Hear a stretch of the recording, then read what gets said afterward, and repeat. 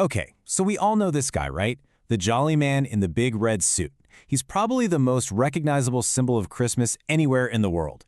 But what if I told you that the Santa we know and love is actually kinda new?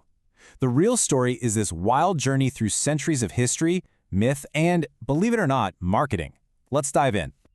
See, he wasn't always a cheerful toy maker living up at the North Pole. Not even close.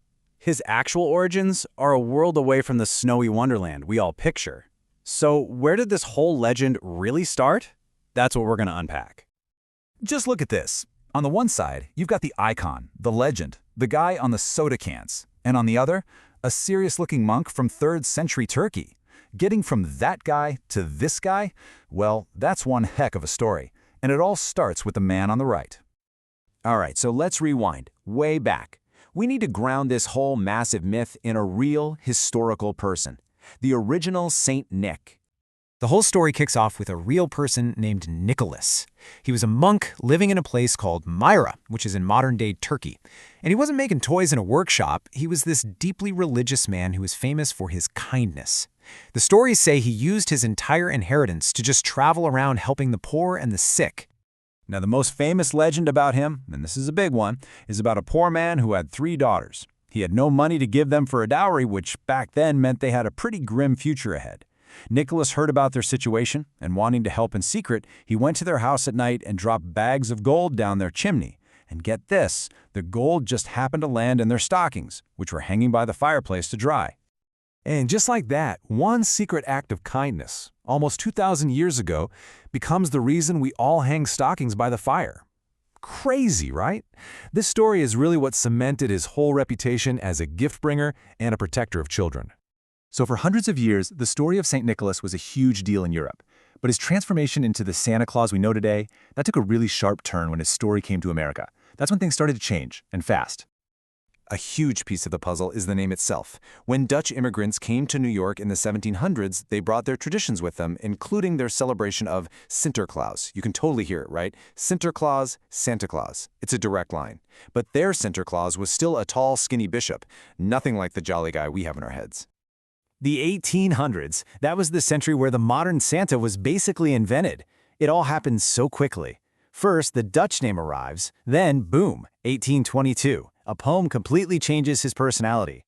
And then, in 1881, a cartoonist gives him his famous look. Just 3 key moments in under 100 years built the entire legend. This line changed everything. It's from the poem A Visit from St. Nicholas, which you probably know as 'Twas the Night Before Christmas. The author, Clement Clark Moore, took that stern, religious bishop and turned him into a right jolly old elf. And with that, a whole new character was born. It is absolutely wild how much of the Santa myth we take for granted comes from this one single poem. The happy, cheerful personality? Yep. The tiny sleigh and the 8 reindeer with all their names? That's from the poem. And the whole idea of him coming down the chimney? That's in there too. It was literally the blueprint for the story. So, Moore's poem gave us the character and the plot, but it didn't give us his look. He described an elf, sure, but not the famous red suit. For that part of the story, we have to look in a pretty unexpected place: political cartoons. The artist responsible was a famous political cartoonist named Thomas Nast.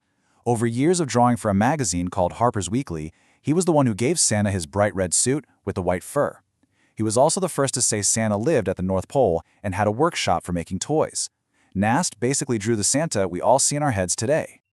Okay, so now we have the story, and we have the look. But how did this version of Santa, which was really an American creation, become a global phenomenon? Well, that brings us to the final and maybe most famous chapter in our story. So if the poet gave us Santa's personality and the cartoonist gave him his clothes, who was it that put the final polish on him? You know, the warm, friendly, grandfatherly figure that the entire world recognizes. You might be surprised to hear the answer. It was a corporation. In the 1930s, Coca-Cola was looking for a wholesome Santa for its winter ad campaigns. They hired an illustrator, a guy named Haddon Sundblom, to create him. And this is what he came up with. Sundblom's Santa wasn't some magical elf. He was this big, warm, human guy with kind eyes and a friendly smile. And because Coca-Cola's advertising was and is everywhere on the planet, this specific image became the standard image of Santa Claus for billions of people. It was the final step in making him a global icon. So let's just take a quick step back and look at this incredible journey. Let's see how all these pieces, the history, the poetry, the art, all came together to build the character we know today. I mean, when you lay it out like this, it's a pretty remarkable evolution. He starts as a real monk in the 3rd century, he becomes a Dutch bishop figure, then he gets reimagined as a jolly elf in a poem, and finally, he's standardized as a global icon by a commercial artist. Every step just added another layer to the legend.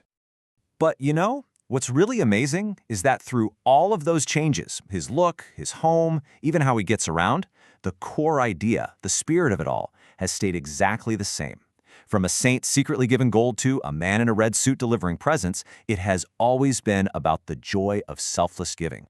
And that kind of leaves us with one final thought. The red suit, the sleigh, the North Pole, we've seen that those are all relatively recent additions to the story. So if you strip away all the layers that the poets and artists and advertisers added, what's left? What is the true, enduring spirit of Santa Claus?